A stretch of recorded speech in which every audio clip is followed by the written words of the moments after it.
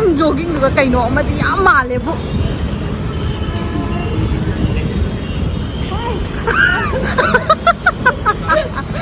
Yaure Hyderabad Lulu Mall. Mi kutun du hainero sachi na ko. Ayu so ba ni pepe ko. Ni jino ba ni.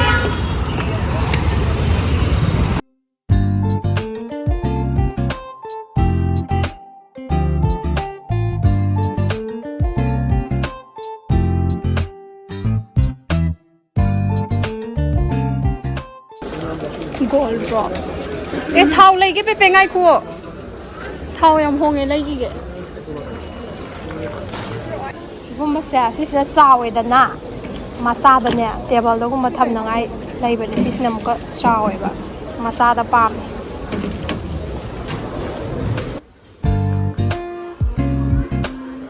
À đây sao rồi mà pineapple.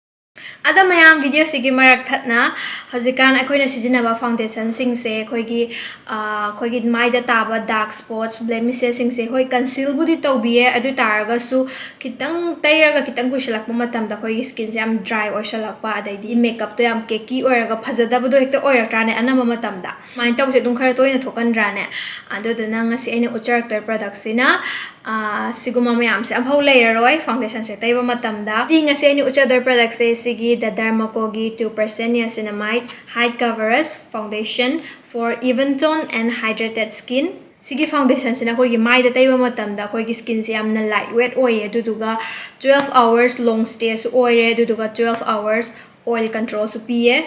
And it comes with the power of two amazing ingredients, that is 2% niacinamide and 1% hyaluronic acid, and it is the perfect blend of makeup and skincare. 1% hyaluronic acid sina akoigi skin se yamna plump oil yamna hydrate oil leboko aduga 2% niacinamide sina akoigi maida taba dark spots blemishes singse from within manungdagi oina actively reduce tawe duduna akoigi skin se yamna flawless even skin ama piye. And the best part is it comes with SPF 40 PA+++. Masisina koigi yamna harmful oiba koigi UVA amasung UVB rays singse koigi skin da koigi sun damage piba yaba singse loina ngakthok piye. Aduga masigi foundation se koigi 7 different sets tala ado sigi set singse koigi all Indian skin tone da chanaba set ngaktane. Ahanbagi foundation set asigi maming na 01 Ivory, aduga ani subagi na 02 Nude, aduga ahum subagi sina 03 Natural, mari subagi set asigi maming na 04 Caramel, aduga manga subagi sina 05 Peach, aduga taruk subagi set asigi maming na 06 Veg, aduga aroy bagi sina 07 Cinnamon. Matang size da dum video se post taraga songi chanaga daba set dum khanba yagani aigi oina di 02 Nude amasung 03 Natural ani se dum yaya don id nude sine hena chana boina ninge engonda foundation sigi application mate mo charange aina season se 02 Nude tune foundation se tuki matik yamna creamy oraga koi ki skin dam taiba matam dam smooth oy boka ado aina aigi mai da khara lauraga khara dot khara taishale aduga ngakti tai haudre aise dum video gi tang number ni nai se sathokadam na tame aduga sponge ama lauraga fazana blend tawre tuki matik yamna blend tawda yam nungai bada yam nungai boko aduga fazana blend tawkre aduga mai de tap nappa haik tare ne ko foundation da ya tawe am tina nungai aduga light makeup kitang ama tawsale, and this is the final look and I really love it. Aduga mayam da Dermakogi products singse fragrance free ngaktane aduga paraben su free oye aduga dye free amasung mineral oil singse loina free oye. Guys, you can order this foundation from the Dermaco website, and also you can get from Nykaa. All the links are given in my description below. And on their website, you can use my coupon code XOXO2023 and get 20% off.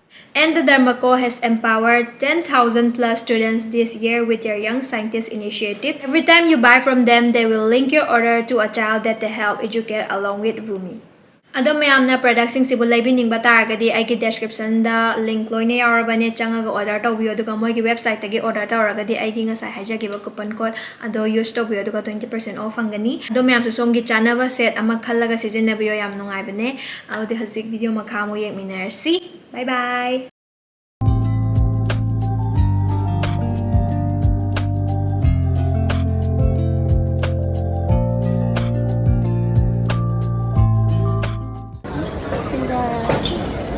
Ama hapo.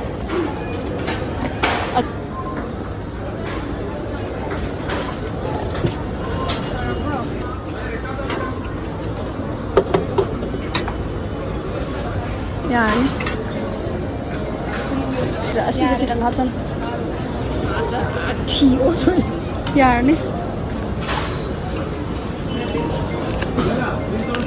Sibu kesi mo parang godro. Para mo eh.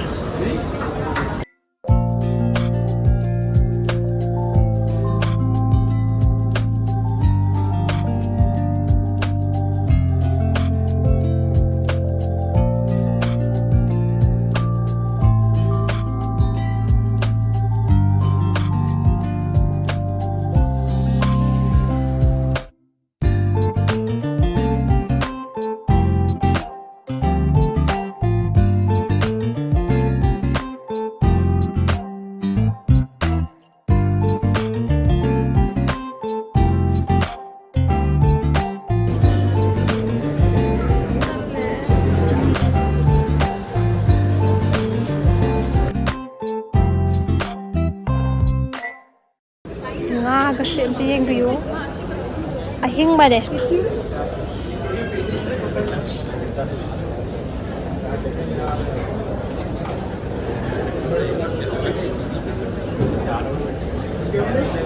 Hoy, mathak ka. 1999. Kaya no? Kaya no?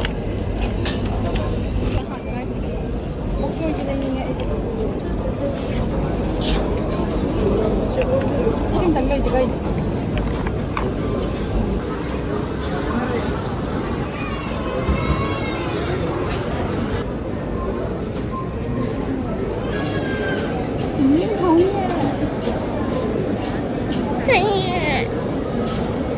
짜님 말도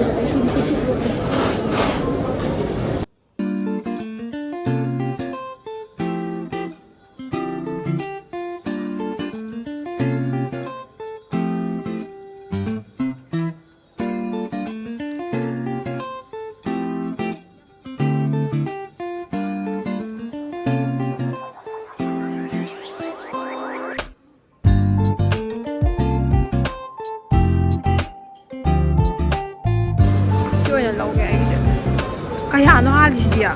Tatlong kata. Dahiba na. Katsay. Nung ka di ko isa.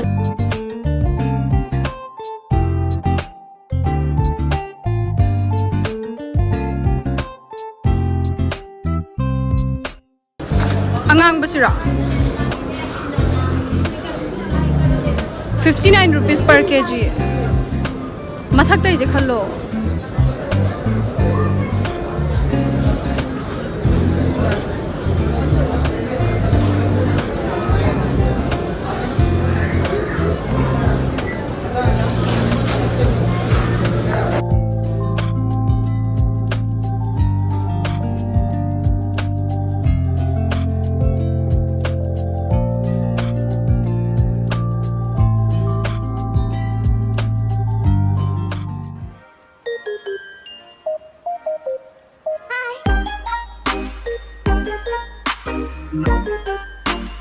Dia ko chtchari na may amlay dito. No. Luma ba to? Iba dito. Nakanakan nga yan na.